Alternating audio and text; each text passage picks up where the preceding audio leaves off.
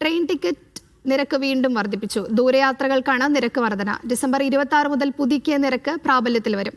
ഈ വർഷം ഇത് രണ്ടാം തവണയാണ് നിരക്ക് വർധന. സജു തോമസ് ചേരുന്നുണ്ട് വിശദാംശങ്ങളുമായി.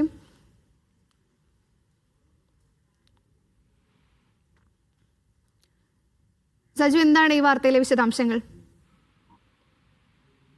നജ്മ, ട്രെയിൻ ടിക്കറ്റ് ഈ വർഷം രണ്ടാമതും വീണ്ടും വർദ്ധിപ്പിച്ചിരിക്കുകയാണ്. ദൂരയാത്രകൾക്കാണ് ഈ നിരക്ക് വർധന ഉണ്ടായിരിക്കുന്നത്. 215 കിലോമീറ്ററിന് മുകളിൽ 1 പൈസയുടെ വർധനമാണ് ഉണ്ടായിരിക്കുന്നത്. സ്ലീപ്പർ AC ക്ലാസുകൾക്ക് 2 പൈസയുടെ വർധനവും ഉണ്ടായിട്ടുണ്ട്. ഡിസംബർ 26 മുതലാണ് പുതുക്കിയ നിരക്ക് പ്രാബല്യത്തിൽ വരിക. സ്വാഭാവികമായിട്ടും ഈ വർഷം ജൂണിലായിരുന്നു ഏറ്റവും ഒടുവിലായിട്ട് ട്രെയിൻ ടിക്കറ്റ് 1 പൈസ വീതവും 2 പൈസ വീതവും വർദ്ധിപ്പിച്ച് അതിനുശേഷം ഏറ്റവും ഒടുവിലായി ഡിസംബറിലേക്ക് വീണ്ടും വർധനവ് വന്നിരിക്കുകയാണ്. എന്നാൽ സബർബൻ സീസൺ ടിക്കറ്റുകൾക്ക് ഇപ്പോൾ ഉണ്ടായ വർധനവ് ബാധകമല്ല. 600 കോടി രൂപയുടെ അധിക വരുമാനമാണ് ഈ ടിക്കറ്റ് വർധനയിലൂടെ റെയിൽവേ പ്രതീക്ഷിക്കുന്നത്. നജ്മ, നന്ദി സജു. ഈ വർഷം ഇത് രണ്ടാം തവണയാണ് ട്രെയിൻ ടിക്കറ്റ് നിരക്ക് വർദ്ധിക്കുന്നത്. വിവരങ്ങൾ നൽകിയത് സജു തോമസ് ആണ്.